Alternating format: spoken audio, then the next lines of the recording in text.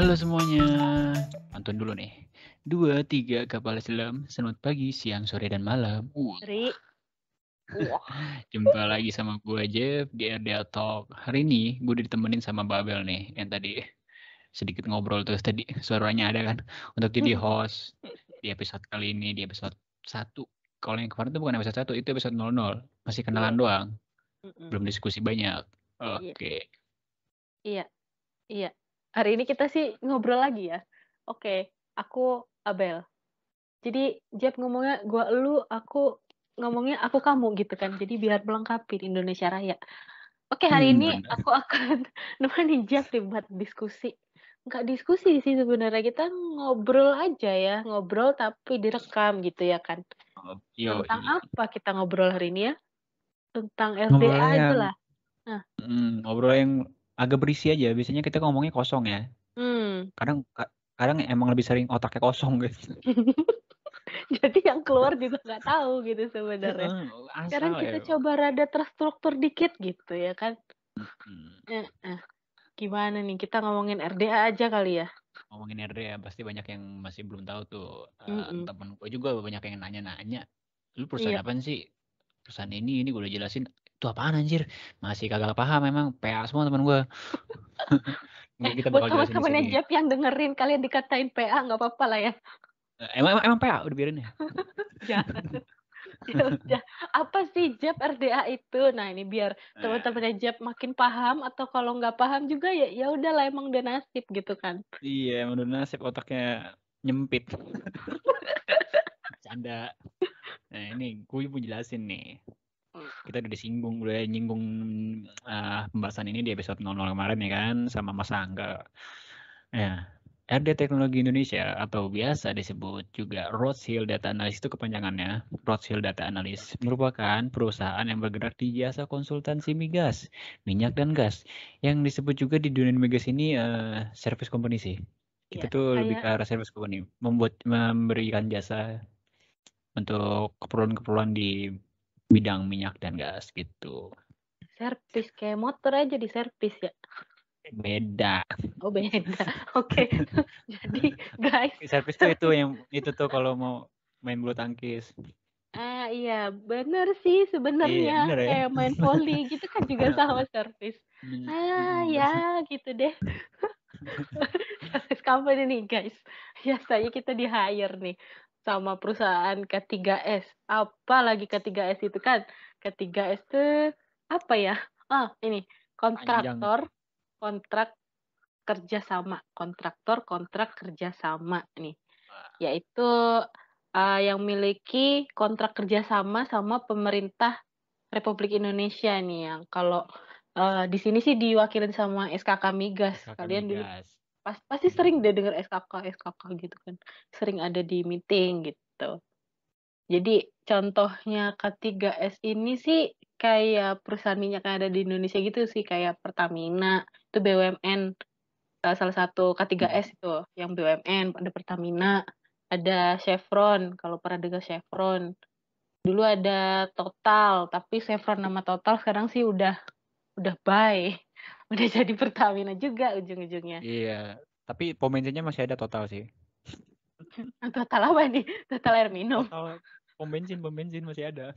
Oh iya, Tapi kalau oke. Chevron nggak ada ya. Nggak ada. Nggak ada sih di sini. Di sini adanya BP sama apa tuh ya? Sama Shell. Shell juga salah satu K3S Ya, sih kayaknya. Kalau nggak salah ya, kalau salah ya mohon maaf lahir dan batin gitu kan. Terus ada apa lagi nih? RDA bisa apa lagi nih, Jep? mungkin kalau teman-teman yang nggak berkecimpung ya, kayak contohnya gue juga sebenarnya awalnya kan nggak tahu nih apa-apa tentang migas karena gue juga bukan dari jurusan geofisis, geologis gitu, bukan dari sana gue. Gue Emang tuh dari mana? kuliahnya, gue tuh ilmu komunikasi, lebih banyak Oh, bacotnya sih. oh Heeh, iya nih, iya. komunikasi Mantap sih. baik ya kan. Heeh, tapi nggak pinter-pinter buat ngebacot. Kalau public speaking mah gemeteran depan Gitu. panggung. Oh iya. Enak apa di belakang kamera gitu? Suka nggak? Sukanya di belakang kamera gue, Oh iya. ngatur-ngatur orang aja. Oh gitu. Bisa ngatur ya. Iya, Tapi kalau bisa. suruh ngomong pusing gitu ya Nggak kita bisa kan. ngatur orang, bisa ngatur diri mah kagak gitu. Gitu. Nah, buat kalian yang masih belum tahu nih, yang nggak berkecimpung, yang bener-bener bukan orang migas gitu, kita bakal jelasin apa tuh GGRPFDE. Kalau Ribet di ya. Indonesia GGRPFDE ya kan Iya. gitu. Iya. Itu susah tuh emang GGR dong, bukan panjang. GGR. Iya, Inggris GGR. dong. Untung bukan GGS. Wow. Oh, apa Seperti tuh yang dibilang GGRPFDE atau ya. GGRPFDI? Ya oke, nih seperti yang tadi Babel bilang ya. Ada ini berkonsentrasi di bidang GGRPFDE, susah. GGRPFDE itu kalau Inggrisnya ya, biar kerennya apa. GGRPFDE ini adalah kepanjangan dari geologi, geophysics, reservoir, production, drilling, and economic. Nah, begitu. Kesimpulannya, RDA ini adalah jasa konsultasi yang bergerak di bidang geologi, susah kan? Geophysics, reservoir, production, drilling, dan economic. Tapi lancar juga. GGRPFDE. Ya, Lama-lama lancar gitu ya ini ngomongnya. lama-lama lancar. Setiap hari ngomong GGRPFDE, gitu. Oke. Oke, selain itu juga RDA ini dipercaya oleh partner kami nih. Kita punya partner loh sebagai Iya, agen pastilah. tunggal untuk memasarkan produk dan servisnya di Indonesia. Nah, biasanya kita ngomongin partner gitu, tapi kalau di internal kita ngomongnya prinsipal. Pasti teman-teman udah Iya, tahu sih, kalau yang ada di dunia migas kita ngomongnya prinsipal gitu. Artinya rekanannya si service company ini gitu. principal Terus, partner. mm-mm. Terus yang kita tawarin sih biasanya ke klien itu ada software yang dikembangin oleh prinsipal kita gitu. Ada di mana aja ya Jap ini prinsipalnya dari mana aja sih? Nah, prinsipal kami ini banyak. Ada di luar negeri banyaknya tuh. Di Indonesia juga ada pasti. Ya kita moga-moga bakal go internasional sih. Wah. Amin, amin.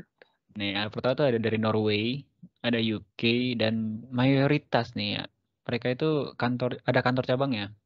Di Itu mana tuh? kantor cabangnya itu di Kuala Lumpur Hmm, untuk mereka tuh tugasnya menangani klien-klien yang ada di Asia, khususnya Asia Tenggara, Southeast Asia.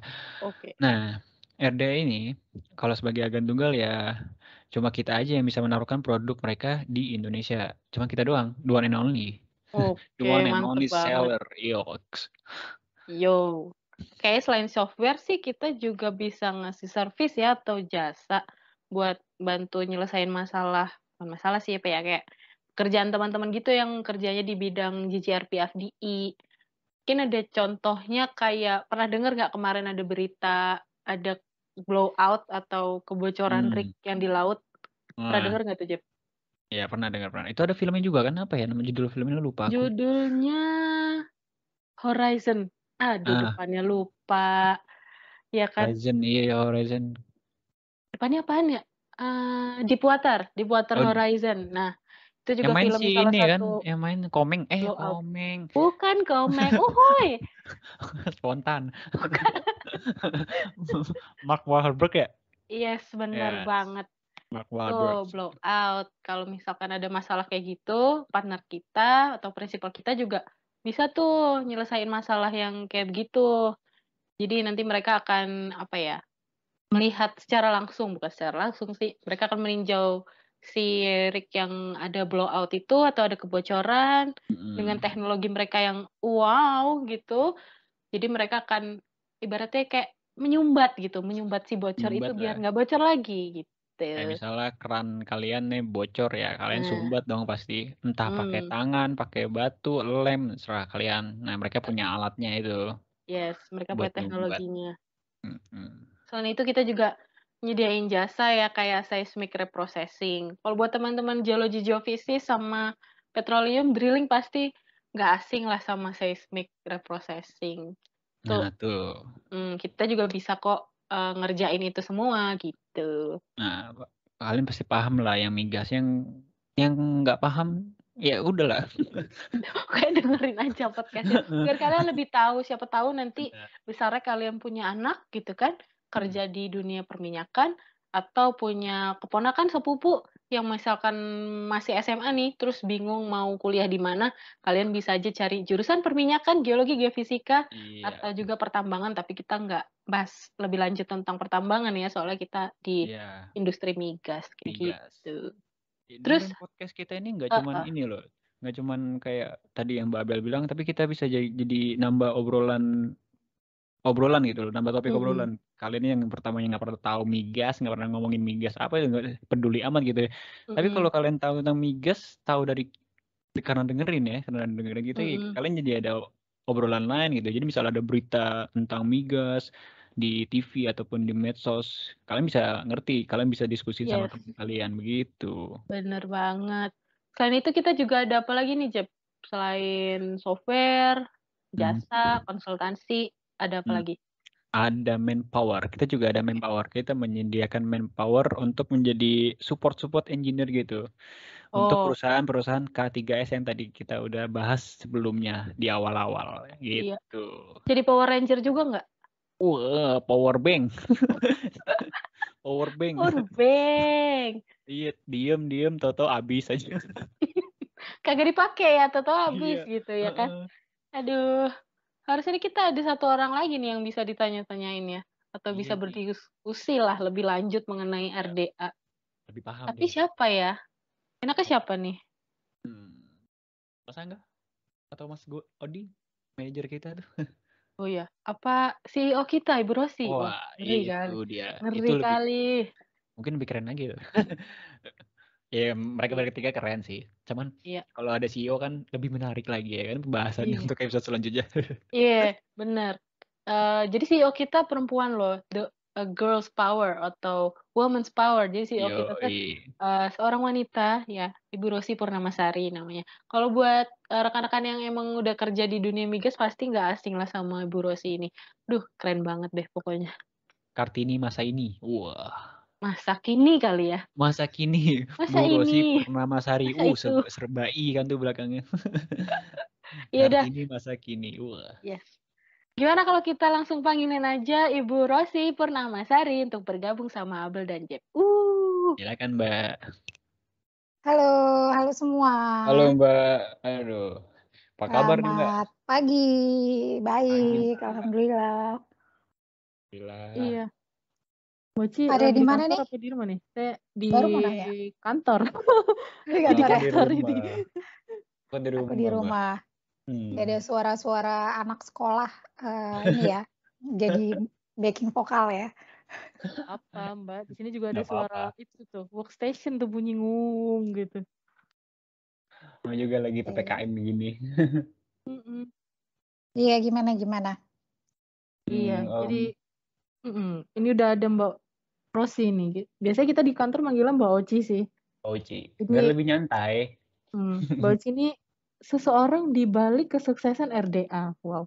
Jadi kayak Berat yang ya? aku bilang tadi, Mbak Oci ini ada CEO dari RDA Teknologi Indonesia. Cuma pengen kepo sih Mbak, gimana sih Mbak Oci dulu tuh awal-awalnya gitu, pengen bikin perusahaan Awal-awal sendiri gitu gimana? boleh diceritain tuh Mbak, mungkin awal mulanya tuh gimana terbentuknya RDA tuh. Hmm. Awal mulai. Aku flashback dulu deh. Itu kapan ya? 2016. Oke. Wah, lama juga. Lama, 2016. Sebenarnya sih nggak ada cita-cita mau punya perusahaan sendiri itu juga nggak ada. Dulu Mm-mm. pas muda juga nggak punya cita-cita kerja di bisnis itu juga nggak ada. Tapi kan emang biasanya kan gitu ya, Mm-mm. eh, sesuatu yang besar itu biasanya datangnya by accident. Biasanya kan begitu ya. Itu kalau Iya. denger-dengar cerita-cerita orang-orang pasti Hmm. biasanya tuh sama lah, nggak ngerti kenapa gitu. Tapi waktu itu sih banyak ya faktornya ya. Pertama memang, udah sempet settle banget tuh di perusahaan UK waktu itu. Mm-mm. Udah kerjanya tuh udah yang paling tinggi lah gitu, udah Hmm. nggak ada lagi lah level tertinggi di Indonesia. Mm-mm. Apa ya Terus Mbak, udah country manager ya? ya country manager, Oh. representatif di Indonesia tuh, perusahaan ini itu udah maksudnya udah level paling tinggi tuh aku waktu itu kebetulan. Oh.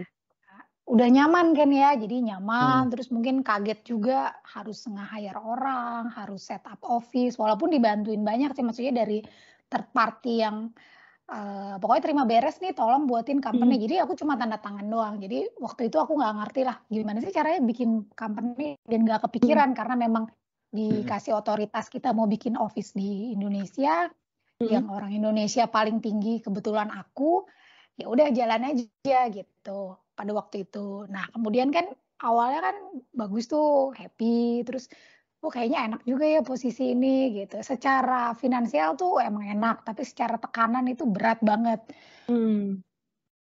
Ya semuanya jadi jauh beda lah dengan kerjaan-kerjaan yang sebelumnya, karena tanggung jawabnya kan juga besar. Iya. Nah setelah harga minyak turun, ya seperti yang aku pernah cerita di company profile, terus harga minyak kan turunnya drastis. Terus keputusan dari headquarter itu setiap negara satu-satu ngurangin orang.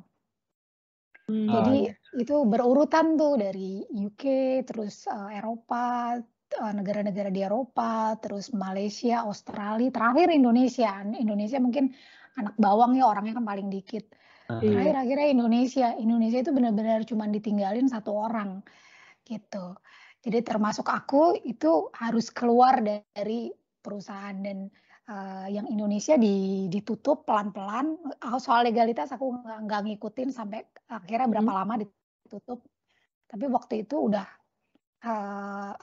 proses keluar dari perusahaan itu mungkin agak beda dengan employee yang lain ya, karena kan employee yang lain by legal ya resign aja sebagai pegawai gitu. Kalau aku kan ada posisi direktur yang ada di akta juga kan, jadi harus tanda tangan ini itulah, yang aku ya tutup mata lah, belum terlalu ngeh, itu kan bukan perusahaanku ya, cuma minjem nama sebagai employee, punya otoritas gitu aja, udah keluar. Nah setelah itu udah sempet yang kepikiran tuh udah nggak mau ke oil and gas, jadi udah itu, makanya juga bilang kayaknya tuh emang udah jalannya kali ya, itu benar-benar udah yang 100%, udah nggak mau ke oil and gas, udah nggak mau aja gitu loh. Udah sempet nyoba nggak tuh Mbak? Coba di oil and opportunity gas ya? lain nggak tuh waktu itu? Iya, aku coba opportunity lain itu, aku apply itu di luar oil and gas itu pernah. Terus di oil and gas pun aku ngambilnya yang di downstream, jadi kayak misalkan jualnya tuh pelumas misalkan gitu, oli gitu-gitu. Jadi emang jauh lah dari yang kita Jauh kerjain banget ya. sekarang, itu jauh banget ya. Dan itu pun aku pikir ya udah backgroundnya bisnis sales, jadi kerjaan yang lama ya pindah bidang nggak masalah kan gitu loh. Yang penting sama ya, kayak masih Yang sales penting juga gitu kan. yang penting masih sales.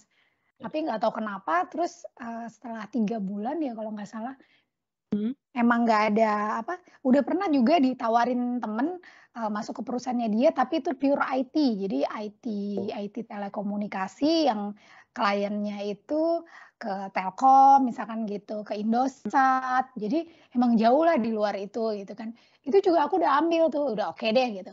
Nah tapi nggak tahu suatu ketika itu datanglah satu opportunity yang sama, balik lagi ke pekerjaan seperti itu, tapi downgrade posisinya dengan gaji yang drop itu sampai 60%. Coba itu kan, waduh, itu susah ya mikirnya iya apa enggak ya. Ya itu kan udah jauh banget ya. Ya terus setelah ditimbang terus aku pikir boleh lah ya, tanggung jawabnya nggak terlalu berat juga, kan turun nih levelnya, jadi wajar aja lah, income juga turun. Ya udahlah aku ambil gitu. Akhirnya yang IT itu aku tinggal, apply ke yang non migas juga aku udah nggak lanjutin lagi. Aku lupa kalau nggak salah sih 3 bulan sih sempat di rumah. Terus kerjalah di perusahaan yang mirip nih kayak kita sekarang, sama dengan yang pernah aku kerja sebelumnya, tapi bukan UK, dia American company. Nah begitu kerja di situ enjoy itu cuma maksimal 9 bulan. Terus udah mulai ngerasa lagi nih, kayaknya sampai sini aja ya, maksudnya tuh udah stuck gitu, apalagi yang mesti dikembangin gitu, nggak bisa ngapa-ngapain juga. Jadi Apa aku tuh Mbak? Kayak jenuh atau apa ya?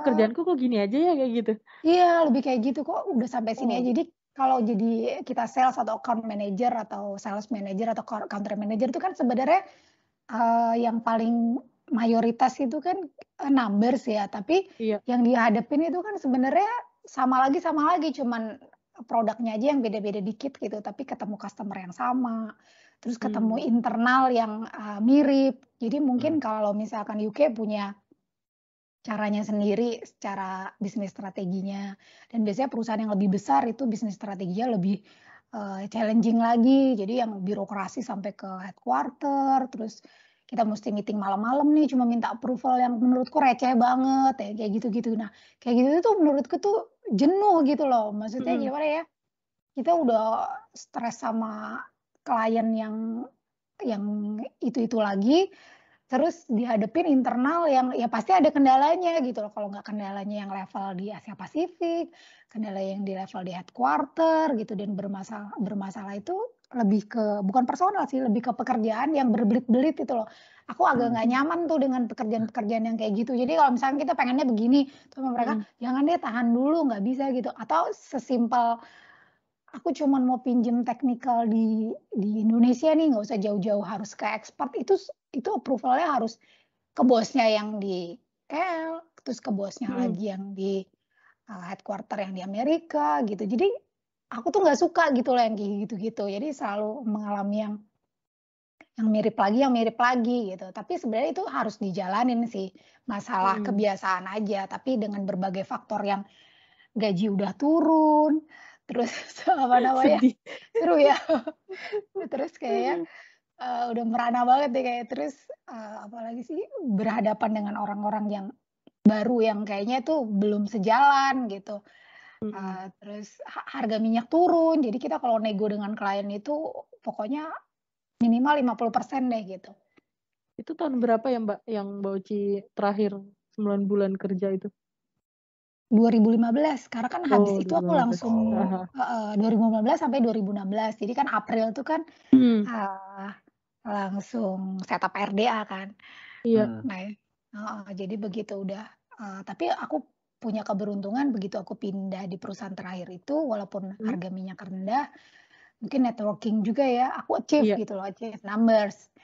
Jadi apa namanya, terus di internalnya sendiri itu mereka reorganisasi, jadi bosku ganti, semua ganti, terus bosku ada menjanjikan, oke kalau kamu achieve numbers, kamu bisa apa namanya, dijanjikan sesuatu lah gitu ya, aku nggak bisa bilang pokoknya dijanjikan sesuatu.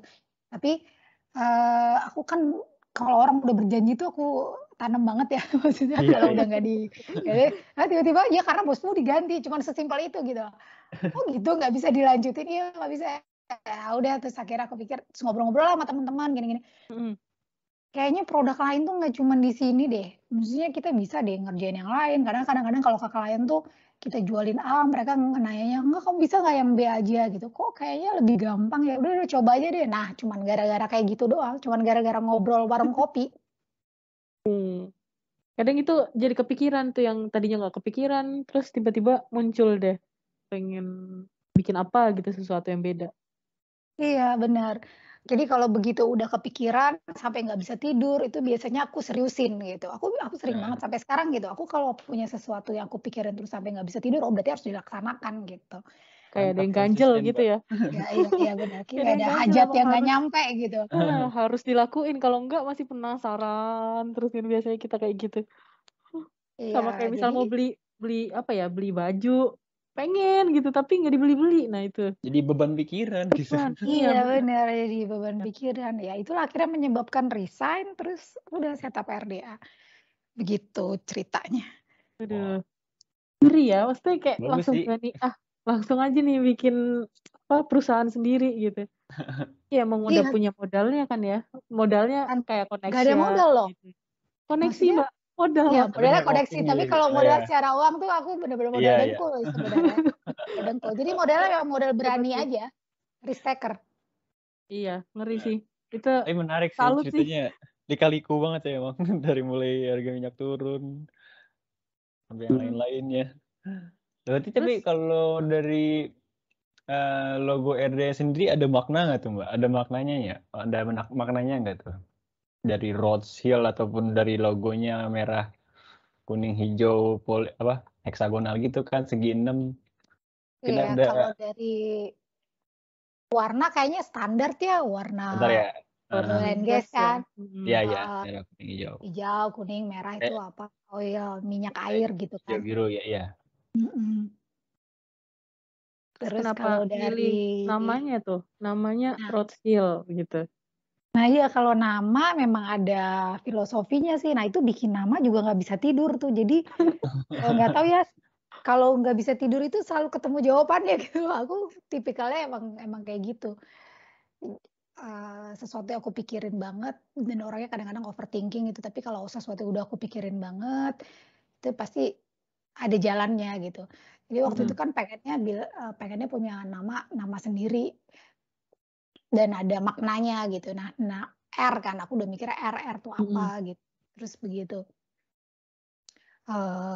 Browsing, terus nyari-nyari kata-kata gitu kan. Terus aku pikir-pikir, kayak kalau Rose Hill bagus juga sih. Karena kan road ditambah S jadi jamak ya. Jadi banyaklah jalan untuk menuju puncak. Namanya puncak ya, topnya hill itu. Makanya aku bikin hillnya satu, roads-nya yang banyak gitu. Aduh. Banyak cara satu puncak. Iya, jadi tujuannya sih, maknanya sih sesimpel itu sih sebenarnya. Terus kalau misalkan nih, dulu Mbak Oci nggak bikin perusahaan sendiri gitu, kira-kira mau ngapain Mbak? Iya tuh. Ada kepikiran yang lain nggak? Bikin perusahaan atau apa gitu? Yang misalnya kan kalau ini kan emang perusahaan sesuai akademis ya kan ya, kan saja. Dulu kan Mbak S1 S2-nya juga sejurusan juga, geologis geofisis gitu ya, S2-nya juga. S2-nya di UI kan Mbak tuh? Iya, S2 UI. Mantep banget emang. Nah, kalau misalnya kayak bikin perusahaan yang kayak misalnya sesuai hobi bukan sesuai akademis, misalnya hobi Mbak apa, kalau aku nih ya, misalnya hobi aku fotografer ya, aku pengen bikin vendor atau yang lain, yang lain lagi sesuai dengan hobi yang lain aku gitu loh. Mungkin ada perusahaan lain yang ingin Mbak buat selain di perminyakan gitu loh. Ada kepikiran yang lain nggak, Mbak? Kepikiran sih sering tuh ya macam-macam ya, tapi maksudnya mungkin karena waktunya belum ada ya, kan aku tipenya fokus ya, kalau udah ada apa gitu pasti aku jalanin. Tapi waktu pas aku nggak kerja itu aku sempat kepikiran pengen punya restoran gitu, jadi pengen F&B. Itu kepikiran banget, tapi nggak tahu kenapa jalannya nggak ke sana gitu. Kalau waktu itu tiba-tiba terus dikasih jalan nih, dibuka, oke nih, ini kayaknya ini ready, pasti aku udah jalanin gitu. Tapi nggak tahu kenapa dibalikin lagi ke oil and gas gitu. Kayaknya emang udah takdirnya, Mbak. Takdirnya di situ. Iya, udah takdir, emang nggak bisa belok-belok ya. Coba kalau nggak di situ, kita nggak di sini, Mbak. Biar nggak di RDA, kita nggak mau. Iya, benar sih. Iya, karena ada Bauci bikin RDA gitu kan. Jadi kita di sini. Iya. Kalau ini Mbak, ada nggak sih cita-cita yang belum kesampaian nih selama buat perusahaan ini gitu Mbak? Ada kepinginan apa ya yang belum tercapai gitu? Aku punya perusahaan nih, aku harus achieve A, B, C gitu. Ada cita-cita yang belum kesampaian nggak sih Mbak? Ada sih, aku tuh ngerasa tuh kayak sekarang itu lebih banyak pembelajaran dari pengalaman ya. Jadi kalau dibilang ditanya jatuh bangun gitu, aku juga masih nggak tahu sih yang mana yang jatuh, yang mana yang bangun gitu. Karena setiap hari itu ada aja susahnya kan. Iya. Iya kan, kita kan multi apa ya namanya ya, udah nggak dibilang multitasking, jadi kayak bisa masalah tuh dari berbagai arah gitu. Jadi kalau misalkan cita-cita aku sih masih terus belajar gimana caranya perusahaan ini bertahan lebih besar, terus timnya itu yang bisa optimal tuh seperti apa sih? Aku jadi masih menganalisa juga ya, menganalisa dengan melihat sendiri, dengan mungkin baca-baca atau nonton atau apalah yang nyari-nyari inspirasi. Sebenarnya itu harusnya perusahaan itu cara kerjanya seperti apa sih, teamwork-nya itu seperti apa, terus sistem manajemennya itu seperti apa gitu. Ini kan aku masih sendirian lah, kira-kira tuh aku no partner gitu loh. Sedangkan kalau aku lihat orang-orang yang berbisnis itu jarang yang sendirian kan. Iya benar. kebetulan aku memang punya pribadi yang susah punya partner, jadi maksudnya dominan banget ya. Dan agak perfeksionis gitu, Jadi daripada waktuku habis buat berantem sama orang kan, mendingan aku jalan sendiri aja. Ya kadang kalau partneran juga harus kita paham pasti si partner punya pikiran sendiri, kita punya pikiran sendiri. Nah, nyatuinnya itu kadang yang beda. Susah, belum nggak ketemu gitu. Benar. Kalau misalkan sendiri gitu kan, aku maunya ini dan harus dapat ideologi udah enak sih sebenarnya. Ada enak nggak enak. Kalau ada salah kan, kalau ada salah yang ditanggung sendiri kan. Jadi kalau misalkan berdua bertiga tuh salah nyalahin itu kan nggak enak juga, beban moral ya. Iya, benar. Moral, beban mental, nah yang kayak gitu. Tapi kalau aku sih aku masih penasaran gitu. Dalam sisi internal ya, aku masih penasaran ini komposisinya, terus sistemnya itu mau diracik kayak gimana sih supaya kelihatan optimal gitu. By progress sih kelihatan gitu, tapi masih kayak ada yang ganjel gitu. Ini kayaknya nggak gini, kayaknya nggak gini. Itu yang di internal. Terus yang di kedepannya lagi, aku pengen itu ya fungsinya digital marketing juga ya. Pengen dilihat ke negara-negara lain. Jadi go internasional. Go internasional benar. Amin. Amin dong. Iya pasti bisa dong. Aku pernah kan diajak kerja sama waktu itu masih RDA awal-awal. Perusahaan luar Australia kalau nggak salah, tapi ada beberapa profesor orang Indonesia di situ. Mereka setup kantor di Australia, tapi mereka punya project dari berbagai negara gitu loh. Nah, kenapa kita enggak gitu? Kita pasti bisa. Terus kalau memang perlu sales representatif kan tinggal taruh aja satu negara satu. Nah, kayak gitu. Sekarang semua udah dunianya online, mungkin nggak perlu lagi, semuanya lebih gampang bisa submission apa semua via online. Tapi pengennya ya growing, nggak cuman hanya di Indonesia, tapi dilihat punya customer di luar Indo juga gitu. Amin. Semoga nanti kedepannya RDA terus berkembang ya Mbak, jadi bisa go internasional nih. Secara project juga. Yakin. Ya, semangat Dika, semangat Jeff. Semangat ini. Iya dong. Jadi nanti kalau misalkan bikin video itu bisnis trip dong ke luar negeri. Ayo kita bisnis trip ke luar negeri. Seneng yang ini, yang ke luar negerinya. Habis itu ngeditnya Jeff. Semangat. Ngeditnya, mantap. Apa-apa. Namanya juga kerja itu. Iya. Terus Mbak Ci ada ini nggak sih? Tadi udah cita-cita yang belum kesampaian ya. Kalau harapan nih Mbak, harapan buat kita nih, buat yang di internal juga, atau buat teman-teman di luar sana yang lagi cari-cari kerja atau gimana gitu Mbak. Nasihat. Agak berat ya. Karena setiap orang punya cara berbeda-beda ya. Mungkin ini yang dari aku ya. Aku nggak tahu sifat apa karena ambisi atau karena apa gitu ya, dorongan sendiri gitu, tapi aku tuh salah satu pribadi orang yang nggak pernah menunda pekerjaan gitu. Jadi aku nggak hitungan waktu. Misalkan nih kita mesti sesimpel bales email lah gitu ya. Udah jam 5 besok aja lah gitu. Apa sih tarsok ya? Apa sih istilah itu? Tarsok ya. Tarsok gitu kan. Gitu.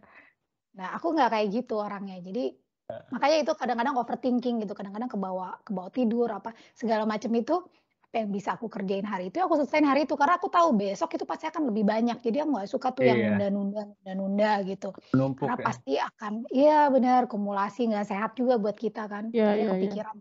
Tapi kan mungkin ada tipe orang juga yang ya aku manajemennya seperti ini gitu, nggak kepikiran kok gitu. Ya kalau udah selesai office hour ya udah gitu hilang tuh pekerjaan. Kalau aku nggak tipe kayak gitu, jadi makanya mungkin ada side effect-nya juga sih, ada jeleknya juga sih kadang-kadang kebawa ke rumah kan.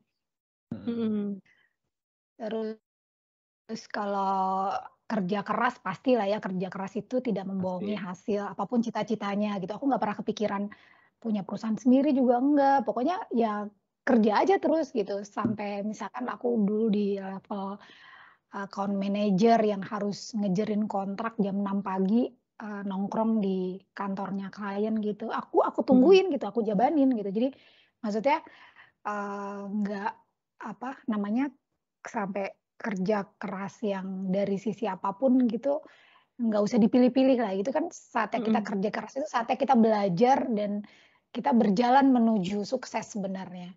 Jadi pasti hasilnya nggak bohong kok gitu. Walaupun nggak hari ini, ke depannya pasti membuahkan hasil. Misalkan kita sekarang juga failed nih, pembelajaran pada hari itu tuh nggak sengaja nanti pada akhirnya di pertengahan jalan karir kita ngerasa nih, oh ternyata yang waktu itu tuh bikin kita lebih tough untuk nyampe ke hari ini. Mungkin kita waktu itu memang nggak sesingkat itu tuh dikasih sukses, karena kita memang secara mental kita nggak kuat, secara fisik kita nggak kuat, terus secara pikiran juga mungkin kita belum mampu gitu, secara skill juga macam-macam lah. Iya. Kayak buat belajar dulu gitu ya. Betul, tapi yang pasti ya jangan setengah-setengah. Jadi banyak belajar kan bisa dari apa aja, apalagi kan sekarang kan banyak waktu kosong ya. Ya YouTuber itu kayaknya kurang kreatif apa ya, sharing ilmu di sosial media. Lebih mudah sih kalau mau belajar. Iya kan, lebih mudah, hemat, cuman modal internet aja gitu kan. Internet sama kopi. Benar, kopi penting. Jangan putus belajar. Jangan putus belajar. Oke, nasibnya bagus banget sih.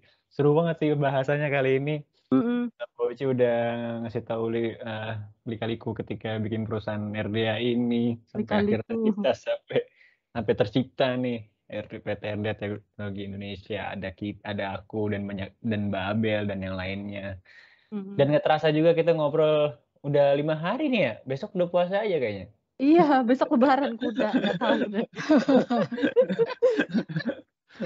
Aduh, seru sih Mbak sharingnya. 30 menitan ya kita ngobrolin sama Mbak Uci. Ya. Mungkin terima kasih dari satu lagi mungkin. Boleh Mbak Uci. Boleh nggak satu lagi? Boleh dong. Mungkin buat anak-anak yang baru lulus kali ya. Kalau tadi kan mungkin lebih ke kita ya baru lulus gitu. Jangan sampai nganggur, kerjaan apapun itu cuma batu loncatan. Mau dibayar berapapun dijalanin aja, karena dari situ nanti kamu bisa loncat ke tempat lain. Dulu aku baru lulus apply SPG mobil loh. Aku apply itu SPG mobil, untung nggak keterima. Coba bayangin, untung nggak keterima. Serius, SPG mobil di Jogja itu untung nggak keterima. Aku kadang-kadang sampai sekarang masih lucu loh. Ingat-ingat untung nggak diterima ya. Kok bisa Mbak pengen daftar gitu? Ya karena ada teman kan nawarin ya. Ini sehari dibayar berapa ratus ribu gitu. Itu kan pada zaman itu kan gede ya. Iya, benar-benar. Gitu. Tapi aku pada zaman itu gede. Pada zaman itu gede untuk beberapa hari kalau nggak salah, untuk selama pameran mobil di mall gitulah. Iya. Gitu. Di mall. Biasanya kalau udah berhasil ngejual berapa gitu kan, nanti dapat fee-nya juga ditambahin gitu kan biasanya kalau SPG mobil itu. Bener emang jadi aku nggak pernah pilih-pilih loh. Aku setuju sama Boji itu. Mau kerjanya kayak gimana, mau beda dari jurusan kalian gitu. Udah kerjain aja mau berapapun. Tapi itu bisa nambah skill sama portofolio kalian gitu loh. Yes. Nggak cuma bisa ngisi waktu luang kalian, tapi ya ngisi skill, nambah portofolio buat nanti jadi pengalaman di CV gitu. Bener aku setuju. Betul. Pasti itu modal lah buat kerja di kerjaan-kerjaan berikutnya. Pastinya kalau kita berusaha terus kan nanti insya Allah akan dilancarkan gitu ya jalannya untuk mendapatkan rezeki. Oke, mantap banget. Nggak akan mengkhianati hasil. Betul sekali. Itu quotes hari ini ya. Usaha tidak akan mengkhianati hasil gitu. Emang bener sih. Terus. Kayaknya mungkin kita ngobrolnya segitu dulu kali ya Mbak Oci. Mungkin nanti kalau ada episode lain, ada Mbak Oci lagi gitu, nggak apa-apa kan ya Mbak? Boleh, lebih spesifik. Pengen tahu apa sih challenging-nya ini, gimana sih ngadepinnya ini, tips trik boleh. Iya. Berbagi hidup. Detail lagi. Iya, terima kasih banyak Abel, Jeb. Ya. Makasih juga buat Mbak Oci. Kita langsung closing aja kali ya. Amin, sama-sama, sehat semua. Ya. Oke, sip. Oke, tadi kita udah ngobrol-ngobrol sama Mbak Oci. Udah nggak kerasa udah berapa hari, Jep? Tadi 5 hari ya? 5 hari. Wah, lebay sekali ya kita. Aduh. Jadi kita paham banget nih kenapa ada RDA ini berdiri gitu ya. Makasih banget nih buat Mbak Oci udah nyempetin. Semoga sehat-sehat selalu dan nanti RDA makin sukses ke depannya. Amin. Amin. Oke, kita sudah di akhir-akhir podcast nih. Nah, buat teman-teman yang udah dengerin podcast ini, terus support podcast ini agar kita bisa menyajikan podcast yang menarik dan seru. Kalau teman-teman ada kritik dan saran, bisa juga disampaikan melalui media sosial kita. Di mana aja nih Mbak Abel media sosial kita? Yes, benar banget. Di Instagram, kita punya Instagram, ada Spotify, ada TikTok, di @rda-indonesia. Terus jangan lupa juga buat follow LinkedIn Roads Hill Data Analyst. Dan juga kita ada YouTube. Kalau kalian mau mendengarkan kembali podcast ini, bisa juga diakses di YouTube RDA Teknologi Indonesia. Terus kalau mau chat-chatan sama Mimin ganteng nih, atau Mimin cantik, bisa aja langsung ke 0851 58 58 0466. Selain itu, kita juga ada website. Website-nya di mana nih, Jeff? Di www.roadshield.com. Yes. Kalau gitu kita akhiri podcast kita di episode 1 ini, ya kan? Selamat pagi, siang, sore, dan malam. Abel dan Jeff pamit.